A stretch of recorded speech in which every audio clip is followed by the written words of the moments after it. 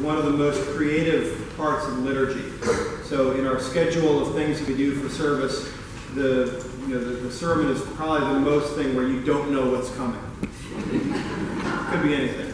But then before that we have the gospel, which you have all in your bulletins, and after that we have what? The Nicene Creed, which has been said the same way since like year 335. So we follow one of the most creative acts of liturgy with the most rote part of liturgy. I just think it's kind of interesting, especially when we talk about liturgy as the work of the people, and I believe that work is to be joyful, right? It's one of the great gifts of this church, is that I believe we are a fairly joyful community. Would you agree with that? Yeah. You don't have to. I mean, if you don't agree with that, it's fine.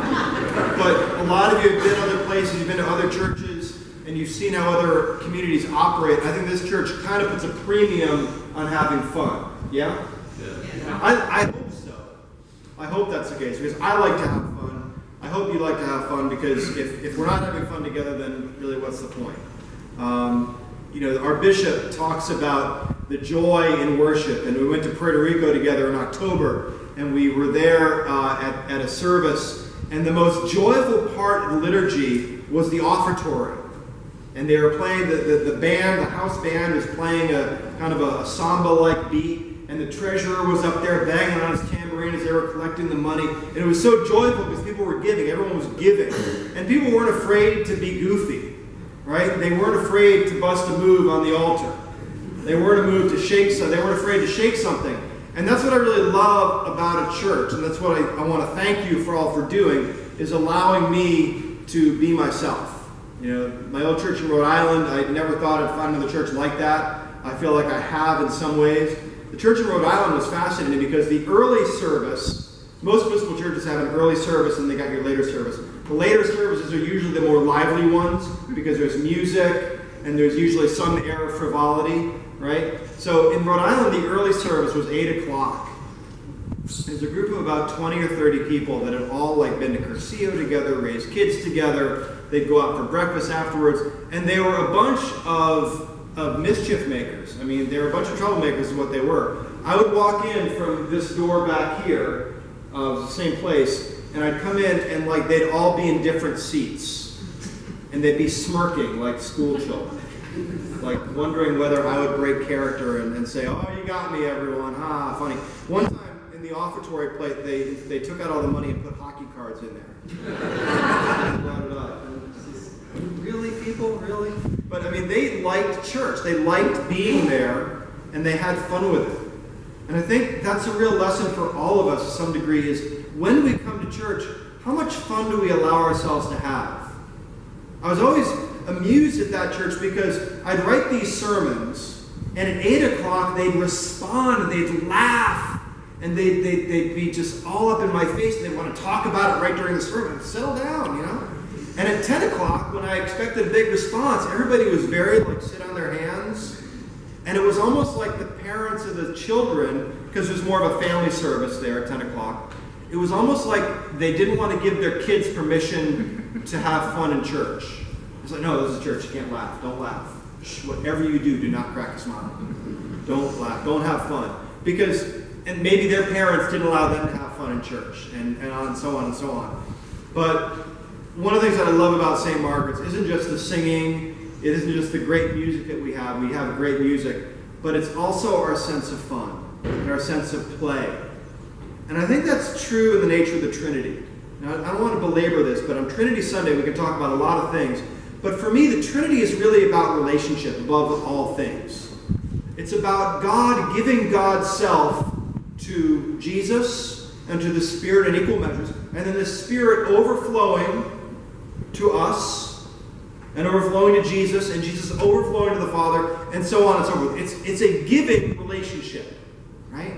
And we need to exercise that in our own lives, in our own theologies. They need to be informed by this trinity of giving, by this idea of being in a relationship.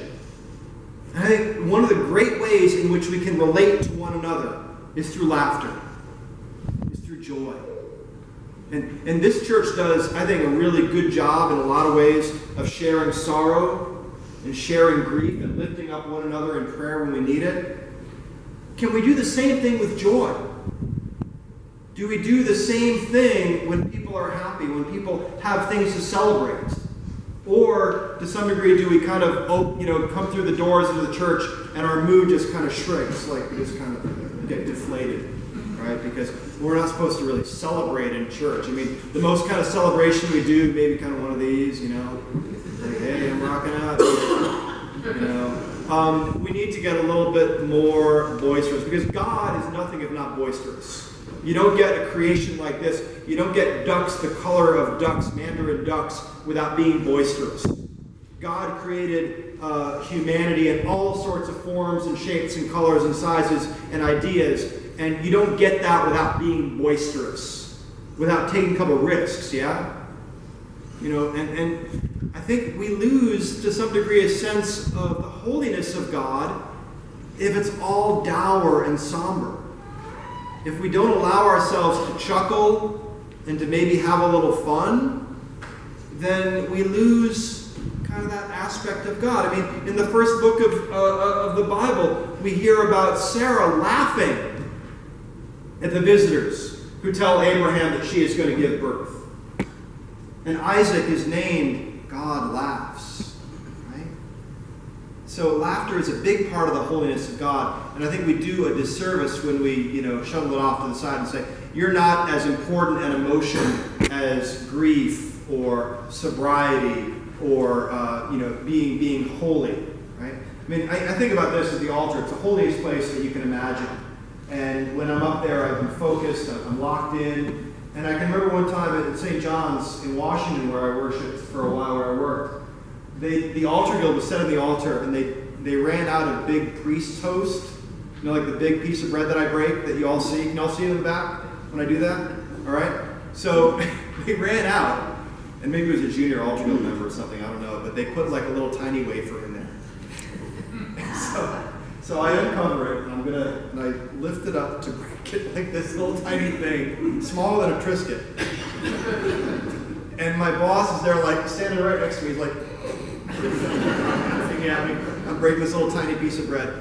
And, to some degree, the Eucharist is that moment where you're just one with God. I mean, it's a really, really holy, special moment up there. And yet, that's one of the 5 things that I will always remember about celebrating, is that little tiny wafer that I had to break, and how funny it was, right?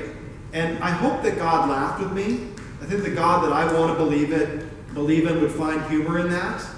The God that I think I want to believe in is the God who would find humor in the 4-year-old boy who took the wafer, and then when the cup of wine was passed by him, it got passed over him, and he yelled out, "I want some dip!" I mean, it's Christ's body and blood, but to a 4-year-old, that's kind of what they see. And so let's just kind of chuckle at that, and let's not take it so heavily and so seriously. I mean, there's a time for that. And there's a time for being somber, and a time for crying your eyes out, and a time for tears. I can remember one of my best friends was killed in a skiing accident when I was about 27 years old. And it was over the course of a weekend. He was on life support for a while. And I can remember the things that I went through. I went through a stage of denial in those 48 hours. And there was one point where I needed to laugh, so I turned on Tommy Boy, the movie. And I can remember for those 90 minutes thinking, maybe he's going to be all right. Maybe this is going to be okay. And it wasn't, but for that moment I allowed myself to laugh. And I allowed myself to escape from the grief that I was feeling. And I'd like to think that God's okay with that. I'd like to think that a week later when we buried Eric, that there was nobody crying harder than God.